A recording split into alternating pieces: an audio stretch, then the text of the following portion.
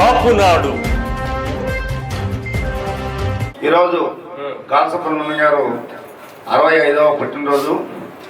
మరి ఈ సభకి ఇచ్చేసిన పెద్దలు, అలాగే మరి తోటి సోదరులు సోదరములు అందరికీ ముందుగా నమస్కారం.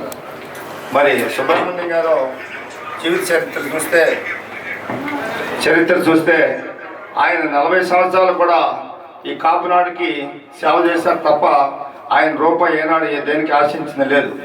ఆయన ఆస్తులే పోగొట్టుకున్నాడు కానీ ఆయన మరి ఈ సేవ ఏంటంటే కాపునాడు ఏదైనా కానీ మరి ఇప్పుడు కాదు, రాజశేఖర రెడ్డి ఉన్న టైంలోనే మరి ఆయన్ని రాజశేఖర రెడ్డి గారు వచ్చి నీకు ఏ పదవి కావాలంటే నాకేం వద్దు, నాకు కాపునాడు కావాలన్నాడు. అంటే కాపునాడే తప్ప ఇంకా జీవితం ఆయనకి ఏమీ లేదు. ఎందుకంటే నేను చూస్తున్నాను కాబట్టి 24 గంటలు కాపునాడు కాపునాడు కాపునాడు. ఫ్యామిలీ కూడా పట్టించుకోడు. సాయంత్రం ఎప్పుడో పొద్దునిస్తే మళ్ళీ రాత్రికి వెళ్తారు.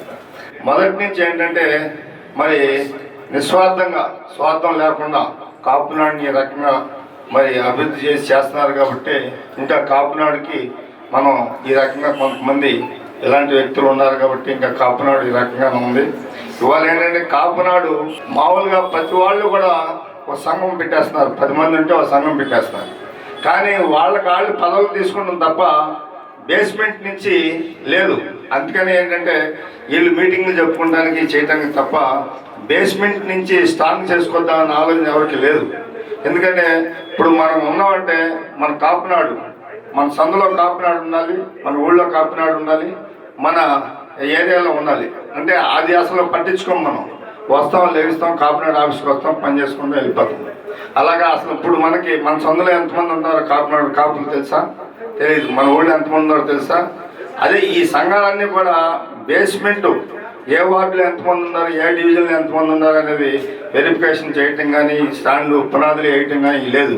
మరి పైన చూసుకుంటే ఇట్లాగే ఉంటుంది. ఇప్పుడు కానీ ఏంటంటే బేస్మెంట్ నుంచి కూడా దీన్ని స్టార్ట్ చేసుకొస్తే నిలబడుద్ది కాపునాడు. ఈ కాపునాడు ఇంకా ముందుకెళ్తుంది. అలాగే సుబ్రహ్మణ్యం గారు ఇలాంటి పుట్టినరోజులు ఎన్నో చేసుకోవాలని చెప్పి కోరుకుంటూ ఈ అవకాశం ఇచ్చిన వారికి ధన్యవాదాలు చెప్తూ సెలవు తీసుకుంటాం.